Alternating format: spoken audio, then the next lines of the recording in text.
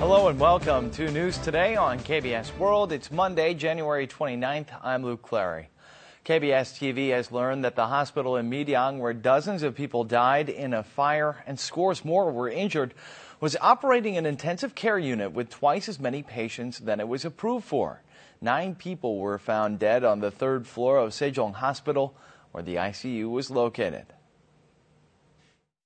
The intensive care unit on Sejong Hospital's 3rd floor was where 9 people died in a fire. It measured around 100 square meters. When the hospital obtained a permit for the facility, the minimum area per patient in all intensive care units was required to be 10 square meters. Sejong Hospital's ICU was allowed to have 10 patients, but it has been discovered that the hospital gradually added more and more patients until the number doubled the permissible level and reached 20. The hospital operated its ICU in line with the standards for regular wards.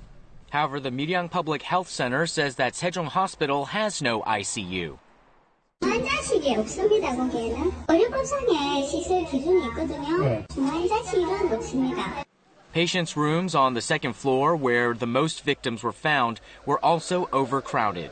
The hospital remodeled its operating and physical therapy rooms into patient wards, which accommodated 39 people. That's 14 patients more than permitted by the stricter regulations. The hospital also had 9 wards for more than 5 patients each, which is not allowed by the current regulations.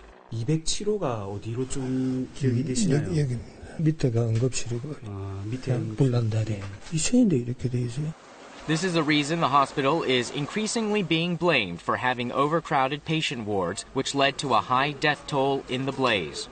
Although the hospital changed the location and size of its emergency rooms and patient wards frequently, the authorities had to deal with the fire in line with its old design plan. The hospital is now unable to avoid criticism for operating overcrowded patient wards and changing the purpose of use of its facilities at its own discretion.